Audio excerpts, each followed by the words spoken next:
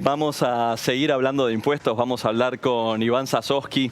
Iván, un gusto tenerte en el programa. Muchas gracias, Diego. Muchas gracias por venir. Iván, tema de estos días en los medios, tema de estos días en las declaraciones de la política, irse a vivir impositivamente afuera de la Argentina. ¿Vale la pena? A ver, es una locura que estemos analizando esto, ¿no? Que migración impositiva, pero aunque suene raro, es bastante común. Mucha gente, sobre todo aquellos famosos que tienen grandes fortunas, se han en su momento mudado de distintos países, y el caso más conocido en los últimos tiempos fue el de Cristiano Ronaldo, que por temas impositivos se terminó yendo a jugar a Italia. El tema con Argentina es que nosotros tenemos un sistema en el que no solo se graban las ganancias, sino que ahora, a partir de la última reforma que se aprobó en el mes de diciembre, también se incrementó el impuesto sobre los bienes personales, se incrementaron las alícuotas. Claro. Entonces, imaginemos que una persona que ya está viviendo de sus rentas o de lo que pudo, de alguna forma, del patrimonio que pudo conseguir durante toda su vida, claramente a la hora de evaluar si quedarse en la Argentina o radicarse en otro país es más o menos viable, se tiene en cuenta el componente impositivo de este impuesto sobre los bienes personales, que recae sobre el patrimonio y no sobre un flujo de renta puntualmente. Entonces, claro, sobre un flujo de renta medio no te puedo decir, porque si vos tenés tu negocio en Argentina y claro, estás ganando el dinero en Argentina, no vas a poder evitar ingresos brutos, IVA y todos aquellos impuestos que están vinculados a la transacción, a la ubicación geográfica de la transacción, ¿correcto? Sí, incluso hoy por hoy eso de alguna forma está más desdibujado que antes, porque hoy la deslocalización de los recursos en función a que podemos trabajar desde cualquier lugar, de alguna forma juegan a favor de quienes se quieran ir y puedan seguir teniendo actividad en la Argentina, pero no es el caso por el que hoy puntualmente se están dando las migraciones. Hoy se están dando porque el impuesto sobre los bienes personales termina siendo muy alto. Recordemos que a partir del año 2019 la tasa subió al 1,25% como tasa máxima y para el 2,25% para el patrimonio que se encuentra en el exterior y que no sea repatriado parte de eso. Entonces, mucha gente con patrimonios muy grandes y que tienen la posibilidad de mudarse, lo hacen, y mudarse en términos migratorios libera a quienes se encuentren en una condición de no residentes de pagar impuestos en la Argentina. Por lo tanto, mucha gente por ahí se confunde respecto a qué es lo que tiene que hacer para dejar de pagar impuestos en la Argentina, y la verdadera respuesta a esa pregunta es: tenés que irte del país, irte efectivamente. Irte de verdad, irte de verdad, afuera, exacto, y a vivir afuera. O sea, los regímenes tributarios en general siguen a la actividad que desarrolla una persona. Esta semana fue muy conocido el caso del hasta hace poco presidente de la firma Mercado Libre, digamos, que termina yéndose a radicar en Uruguay, donde él ya había vivido hace tiempo. Por lo tanto, los temas migratorios, que en definitiva son los que terminan definiendo cuál es el lugar en el que uno termina viviendo, él los tenía ya resueltos. Por lo tanto, esa persona... $100.000. Bueno. Generalmente las visas de inversor implican una inversión que puede ser un departamento de $100.000, $200.000, hasta $500.000, dependiendo del país. Todas esas cifras para Galperín, digamos, para Marcos Galperín no es un número, ¿no? No es un número, pero a ver, ese tipo de migración y de documento migratorio es el que determina para la Argentina en dónde esa persona va a tener que tributar. Si una persona decide mudarse del país y obtiene la residencia permanente en otro estado, deja de tributar por el patrimonio que lo venía haciendo siendo ciudadano argentino, y va a tributar exclusivamente por aquello que se encuentre radicado en el país. Es decir, si tiene alguna propiedad en el país o si tiene algunos bienes en la Argentina. Por todo el patrimonio que tenga fuera, ya no va a tributar este impuesto sobre los bienes personales, y por eso es que en ese momento se genera ese ahorro. ahorro. Pero la verdad es que hay un nivel de consultas respecto a este tema muy alto y que se despertó a raíz del último incremento del impuesto sobre los bienes personales. Eso está pasando. Tenemos eso y tenemos una fortísima carga impositiva en la Argentina, digamos así. En realidad, 2/3 de lo que uno produce termina de alguna manera o de otra en manos del erario público, ¿no? Exacto, en diferentes nombres de alguna forma. Claro. Pues quizás es muy buena tu apreciación respecto a los porcentajes, porque uno siempre tiende a pensar en el precio de lo que paga y el componente impositivo que tiene cada bien o servicio que compramos, pero eso es solo una parte, porque después lo que no consumimos y que lo ahorramos paga impuestos sobre los bienes personales a tasas que son muy altas, porque por ahí uno dice, bueno, es una tasa del 2,25%, o del 1,25%. Claro, pero es sobre un patrimonio que si se mantiene estático, se produce de alguna forma la pérdida del patrimonio, porque imaginemos que una persona que tiene solamente una casa y que tiene que mantenerla, el mantenimiento de esa casa hace que un pago de impuestos de estas características lleven a que una persona se vaya descapitalizando y que vaya perdiendo parte de su patrimonio, lo que puede tornar confiscatorio un impuesto de las características como el de bienes personales. Para explicarlo de otra manera, decime si lo voy a tratar de explicar de otra manera. Sí. Yo tengo un bien, supongamos, que vale 100 pesos.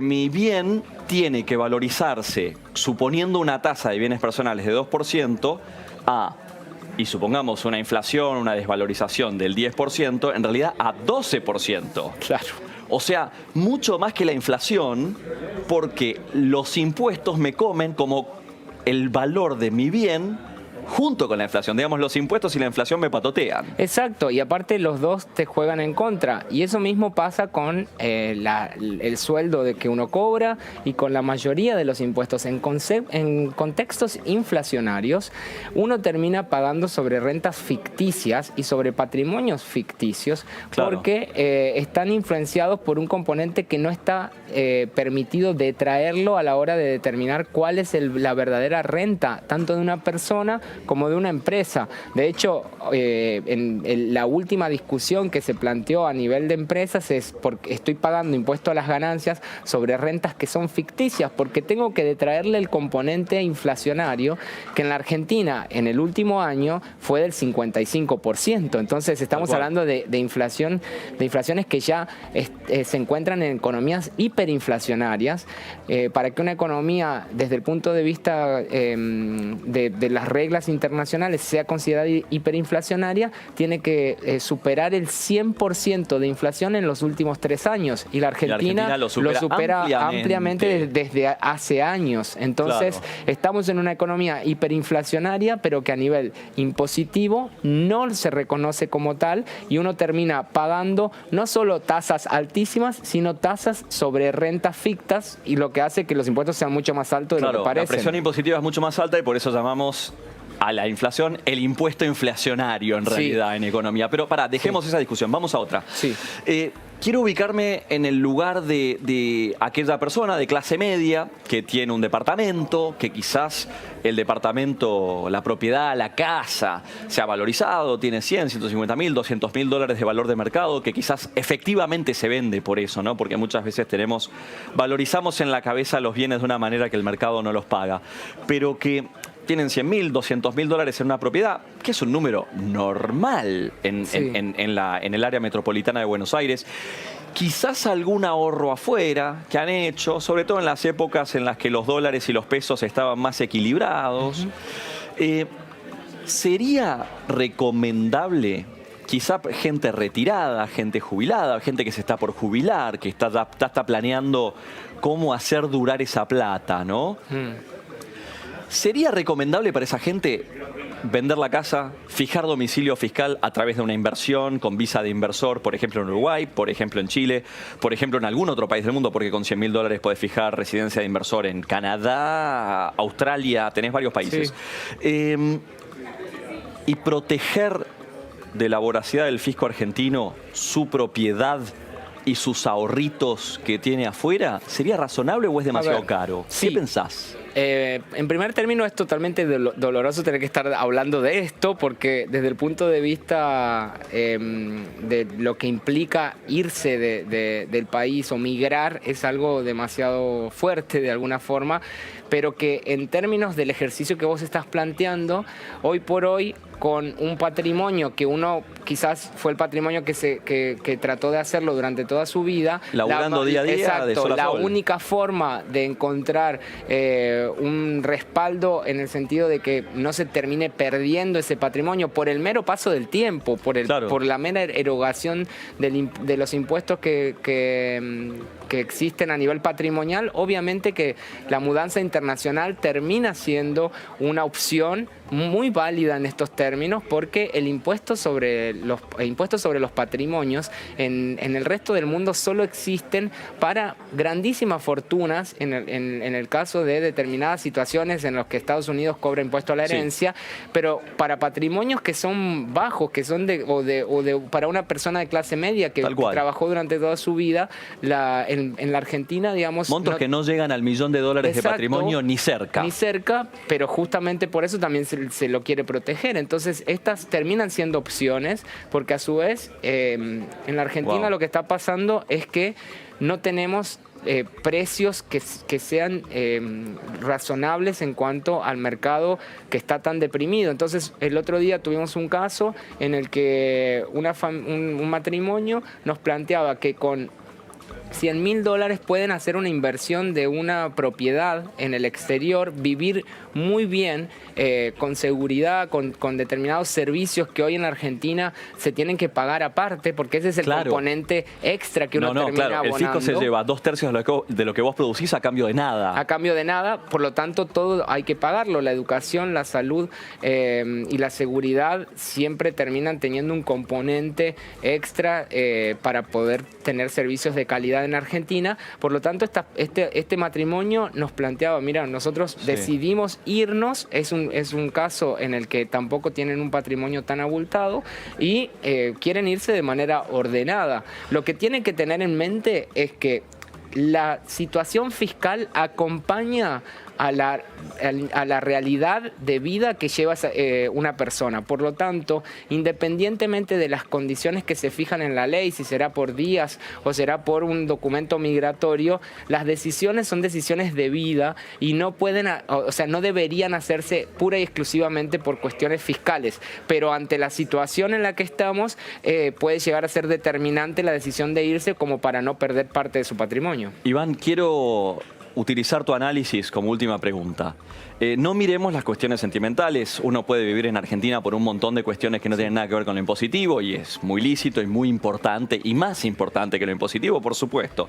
Pero me gustaría mirar los números fríos y duros. Si vos tuvieras que decirle a alguien, mira, empezá a pensar en esto, evalúalo. No sé, te lo tiro como idea. Pensalo, si funciona o no funciona, si después hay otra ecuación, otras ideas, hijos, familias, hermanos, etc. Pero ¿a partir de qué número de patrimonio familiar dirías, mira, al menos evalúalo? Sí, el ejemplo que vos diste antes es un ejemplo muy atinado. Generalmente, a partir del $1.000.000, claramente se pueden empezar a evaluar este tipo de situaciones. A ver, hay mucho análisis y hay mucho run atrás de los últimos aumentos impositivos. En el día de hoy se conoció que la AFIP está investigando alrededor de 19 o 17 casos en los que se pidió pérdida de residencia para ver si efectivamente se cumplen las condiciones. ¿A qué voy con esto? A que la gente que hasta ahora no venía siendo un punto para la determinación de su análisis, a partir de un patrimonio de $1.000.000 que sea bastante líquido, es decir, que no esté en propiedades específicamente, puede empezar a analizarse. Si nosotros tenemos un patrimonio más abocado al mercado inmobiliario que se encuentre en el país, obviamente que tenemos que hablar de un patrimonio mucho mayor porque no se puede vender en un mercado deprimido como el que está esas propiedades y no se mal vender y no se puede tampoco dejar de pagar impuestos cuando los bienes están radicados en la Argentina. Por lo tanto, en esos casos deberíamos hablar de patrimonios de por encima de los 5 millones de dólares. Bien, Iván Zasovsky, tributarista, especialista, muchas gracias por evacuar mis dudas. Muchas gracias, Diego. Muchas gracias por ser parte de esta edición de Más Info.